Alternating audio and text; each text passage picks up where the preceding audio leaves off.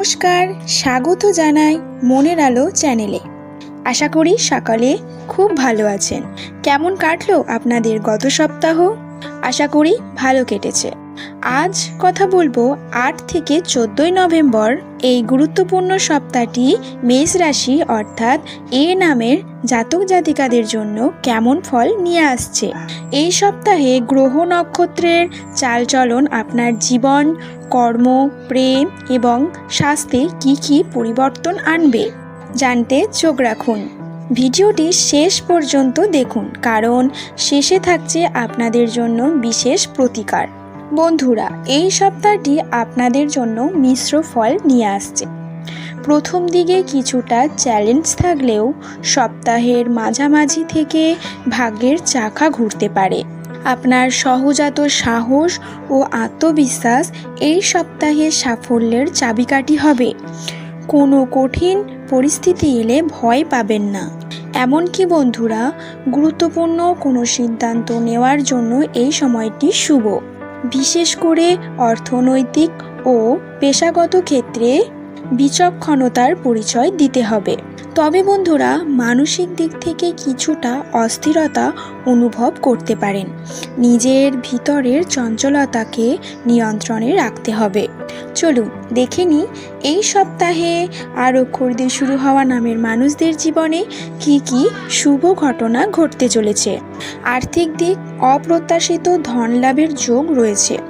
Share বা কোনো পুরনো বিনিয়োগ থেকে ভালো রিটার্ন আসতে পারে, তবে অতি উৎসাহে বড় বিনিয়োগ এড়িয়ে চলুন। কর্মজীবন, কর্মক্ষেত্রে উচ্চপদস্থ কর্মকর্তাদের সমর্থন পাবেন। আপনার নেওয়া নতুন পদক্ষেপগুলি প্রশংসিত হবে। নতুন চাকরির সুযোগ আসতে পারে।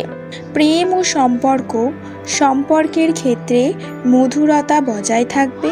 যারা সিঙ্গেল তাদের জন্য নতুন কোনো সম্পর্কে জড়িয়ে পড়ার সম্ভাবনা রয়েছে এবং জীবনসঙ্গীর কাছ থেকে বিশেষ উপহার পেতে পারেন। শিক্ষা, প্রতিযোগিতামূলক পরীক্ষায় ভালো ফল পাওয়ার সম্ভাবনা। উচ্চ শিক্ষার জন্য যারা বাইরে যেতে চান তাদের জন্য নতুন দরজা খুলতে পারে। সামাজিকতা, সামাজিক ক্ষেত্রে মান সম্মান বৃদ্ধি পাবে। আপনার প্রভাব বাড়বে। পুরনো বন্ধুদের সঙ্গে পুনর্মিলন হতে পারে। সপ্তাহে 10 ও 11 নভেম্বর আপনার জন্য সবচেয়ে শুভ দিন। এই দিনগুলিতে গুরুত্বপূর্ণ কাজ সেরে ফেলুন। সাবধানতার কয়েকটি দিক হচ্ছে, আপনাদের এবার একটু সতর্ক থাকার পালা। জীবনের চাকা সবসময় মসৃণ থাকে না, তাই কিছু বিষয়ে সাবধানতা অবলম্বন করতে হবে। স্বাস্থ্য, পেটের সমস্যা বা হজমের গোলমাল দেখা দিতে পারে। পুরনো কোনো রোগ ফিরে আসতে পারে। যোগাভ্যাস ও খাদ্যাভ্যাসের সংযম জরুরি এবং মেজাজ ও ক্রোধ আপনার রাগের কারণে কর্মক্ষেত্রে বা পরিবারে ঝামেলা হতে পারে। হঠকারী সিদ্ধান্ত নেওয়া থেকে বিরত থাকুন।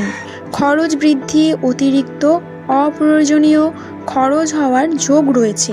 হাতে টাকা এলেও তা ধরে রাখা কঠিন হতে পারে, তাই বন্ধুরা বাজেট করে চলুন। আইনি জটিলতা, কোনো পুরনো আইনি বা সম্পত্তি সংক্রান্ত জটিলতা মাথাছাড়া দিতে পারে। আইনজীবীর পরামর্শ ছাড়া কোনো চুক্তি সই করবেন না।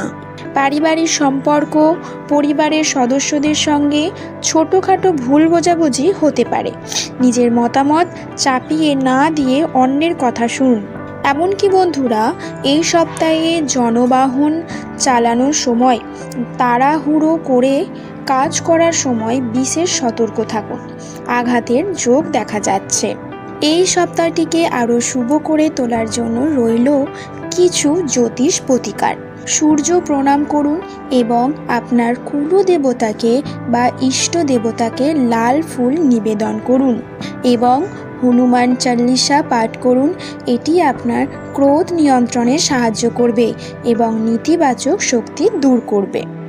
সামর্থ্য অনুযায়ী কোনো অভাবী ব্যক্তিকে লাল রঙের বস্ত্র বা ডাল দান করুন। এই সপ্তাহে কমলা, হলুদ ও লাল রং ব্যবহার করুন। এবং এই সপ্তাহের আপনাদের শুভ সংখ্যাগুলি হচ্ছে 9 ও 6। আপনার জন্য সৌভাগ্য নিয়ে আসতে পারে। বন্ধুরা, আশা করি এই সাপ্তাহিক রাশিফল আপনাদের পথ চলতে সাহায্য করবে।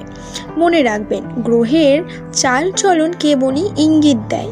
আপনার ইতিবাচক কর্মই জীবনের আসল ভাগ্য নির্ধারণ করে।